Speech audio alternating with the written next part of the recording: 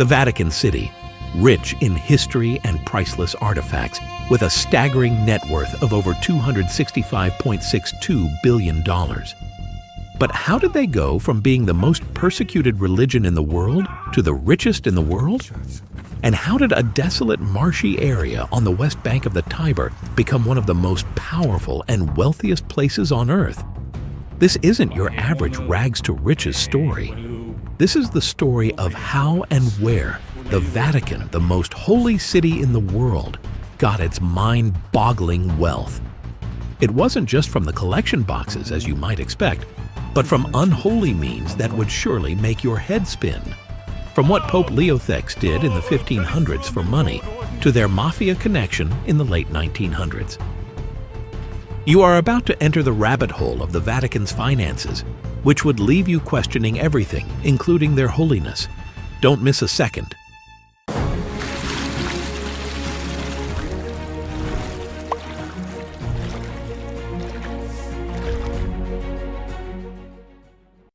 It began with Emperor Constantine in the year 313 AD. Christianity was still young, its followers persecuted.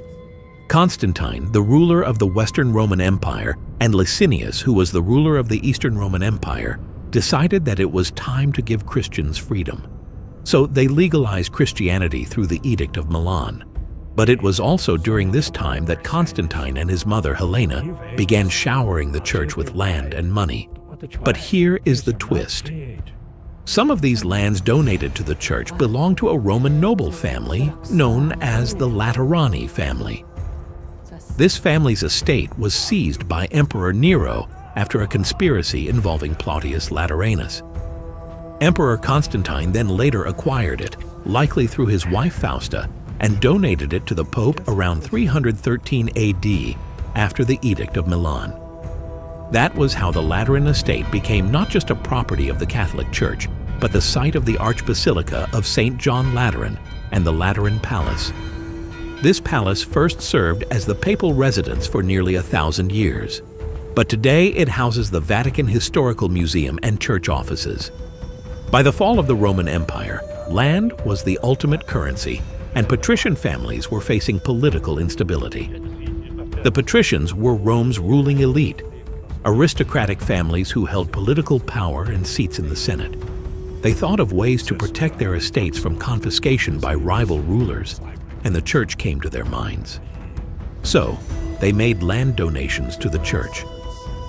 These were not small plots. Whole farmlands in Sicily, vineyards in Gaul, towns in northern Italy. Every donation meant the church wasn't just saving souls, it was becoming one of the largest landowners in Europe. But these were not the real jackpots.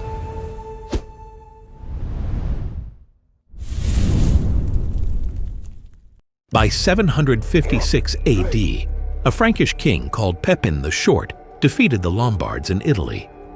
He also conquered large acres of land from them. But instead of using it or holding on to it, he gifted huge territories to the Pope in what became known as the Donation of Pepin. Why did he make this donation? The Pope had legitimized Pepin's rule with a sacred anointing. It was at this moment that the Catholic Church hit the real jackpot. This gift gave the papacy both spiritual authority and political power over central Italy.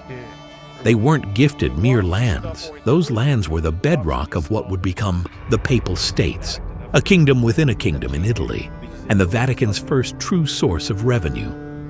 The Papal States, a territory in central Italy, was ruled by the Pope. At this time, the Church became a sovereign state, collecting taxes, rents, and tributes from millions of people. This continued till 1870, when the Papal States stopped to exist due to the unification of Italy.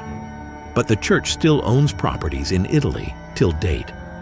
But managing wealth across a chaotic medieval Europe required muscle and money handlers. So, the Knights Templar was formed. At first, they were meant to protect Christian pilgrims traveling. They were known for their military prowess, but by the 12th century, these warrior monks became the papal bankers of Christendom. They protected treasure, moved funds between kingdoms, and collected papal taxes. When kings owed Rome, The Templars were the enforcers, and their power grew so vast it frightened kings themselves. Eventually, the Knights Templar was accused of heresy and disbanded by the Pope under pressure from the then French king. Convenient, right? By the 13th century, Pope Clement V took over, but the papacy was facing political chaos in Rome, and Philip IV, a French king, wanted a pope who was politically loyal, financially cooperative, and easier to influence. So he pushed Clement V to leave Rome for Avignon. Pope Clement V moved the papal court to Avignon, starting the Avignon papacy that lasted nearly 70 years. But as the papacy shifted to Avignon, the church needed professional bankers. That's when Italian merchant dynasties like the Peruzzi and Bardi families stepped in. They became the Mercatores Camerae Apostolicae, the official collectors of papal taxes. These Florentine and Sienese houses didn't just move money, they built a system. The Apostolic Camera, Rome's treasury office, outsourced its operations to them. Tithes from England, France, and Spain flowed through their hands. For a time, the Vatican was plugged into the arteries of international trade. But when the great Florentine banks collapsed in the 1340s, the papacy itself staggered. You would think this should be enough, right? Well, by the Renaissance period, when banking was booming, the Vatican's projects, especially the rebuilding of St. Peter's Basilica, required sums of money that only Europe's banking dynasties could provide. That was how Jakob Fugger of Augsburg and the Medici family of Florence came into the picture. The Medici family produced not one, but 4 popes: Pope Leo X, Pope Clement VII, Pope Pius IV, and Pope Leo XI, all members of this Italian family. So it wasn't hard for them to funnel both cash and influence into the Vatican. But before they fully came into the picture, Jakob Fugger of Augsburg was a major German banker and one of the Vatican's most important financiers. As early as 1473, Jakob Fugger of Augsburg's family had clerics in Rome handling church affairs, and by 1477, they were already transferring church revenues from Sweden to Rome. By the early 1500s, he was loaning the church massive sums in exchange for control over lucrative mining rights and political favors. The money he loaned the church was used to build the new St. Peter's Basilica, the Sistine Chapel, and other Vatican projects. But to repay Jakob Fugger of Augsburg, Pope Leo X had to use desperate measures.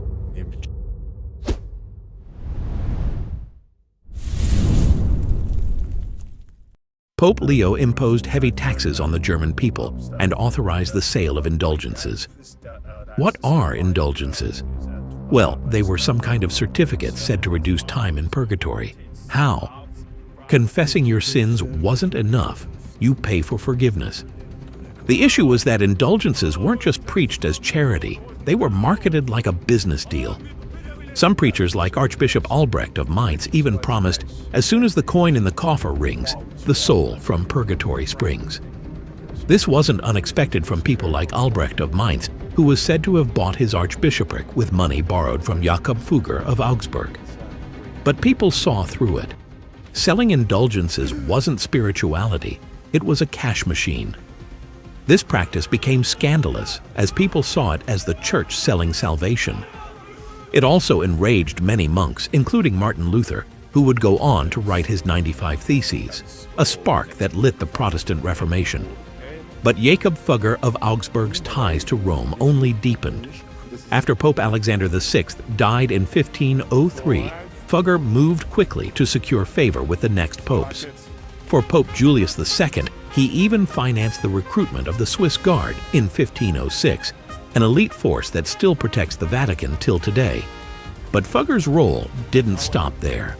Between 1508 and 1524, Jakob Fugger of Augsburg's family even leased the Roman mint, producing 66 different coin types for 4 popes. Their dominance in Rome eventually weakened after the 1527 sack of Rome and the rise of the Medici Pope, Clement VII, who leaned away from German bankers and leaned towards his families. The Medici family used their bank to handle church money, give loans, and fund big papal projects. They mixed banking, politics, and art to grow both Vatican wealth and their own power. This family shaped how the Catholic Church earned, collected, and spent their money. But no one symbolized the Renaissance era more than Agostino Chigi, nicknamed Il Magnifico. He was also a banker to Popes Julius II and Leo X. He controlled papal revenues, funded wars, and commissioned palaces that dazzled Europe. If you wanted papal favor, you went through Chigi. Even after the Protestant Reformation shattered Christendom, the Vatican's need for bankers only grew. Roman families like the Torlonia dynasty rose as the Pope's bankers, amassing fortunes by managing papal finances. And then came the most famous bankers of them all, the Rothschilds.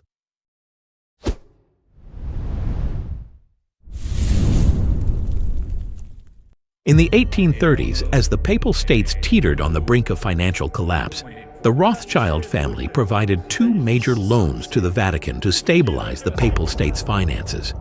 The first loan was in 1832 under Pope Gregory XVI, and the second in the 1850s under Pope Pius IX. They helped the Church recover after wars and political upheaval. These loans made the Rothschilds the Vatican's key bankers, though their involvement drew criticism over perceived Jewish influence. But for that moment, the Pope and the banker were bound together by necessity. But even more money was about to hit the Church's account.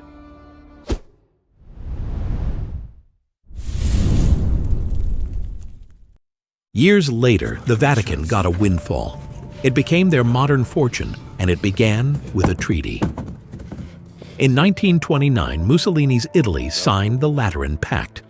The Lateran Treaty was an agreement between the Kingdom of Italy and the Holy See, the governing authority of the Catholic Church, that formally recognized Vatican City as an independent state and settled the long-standing dispute known as the Roman Question.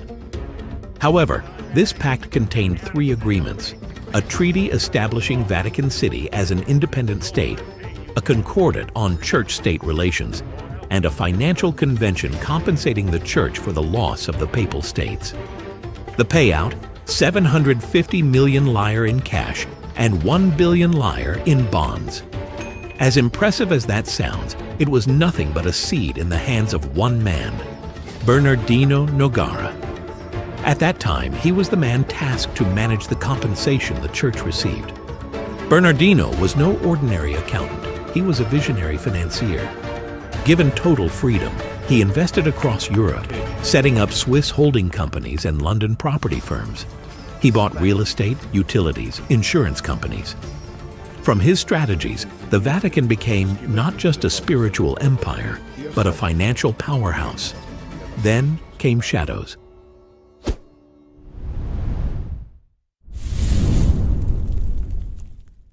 In 1942, the Institute for Religious Works, IOR, the Vatican Bank, was born. It became the Church's financial hub, but also a magnet for scandal. In the 1970s, the Vatican's banking ties to Michele Sindona, a mafia-linked financier, turned poisonous. How did that happen? Michele Sindona, a banker with mafia ties, began handling Vatican funds under Pope Paul VI in the 1960s. By the 1970s, his risky and illegal schemes using church money led to his collapse and conviction, exposing the Vatican to scandal and criminal associations. Then came Roberto Calvi of Banco Ambrosiano. The press called him Banchier di Dio, meaning God's banker. This was because of how close he was to the Holy See. But he laundered Vatican money through secret companies. In 1982, Calvi was found hanging under Blackfriars Bridge in London, bricks stuffed in his pockets. Murder or message? The Vatican's name was everywhere in the headlines. These scandals forced change. By the 2000s, regulators froze Vatican accounts. Major banks like JP Morgan shut Vatican transactions, and transparency became unavoidable. The Holy See began hiring mainstream asset managers and auditors. But even now, secrecy lingers. The Vatican owns vast properties in London, Paris, and beyond, many held through quiet companies seeded by Nogara's investments. Today, the Vatican's art is priceless, its investments global, and its exact wealth still unknown. Some say it's one of the largest hidden fortunes in history. But if you ask exactly how much they have, you'll get a smile and silence. Because in the Vatican, some treasures are meant to be kept secret,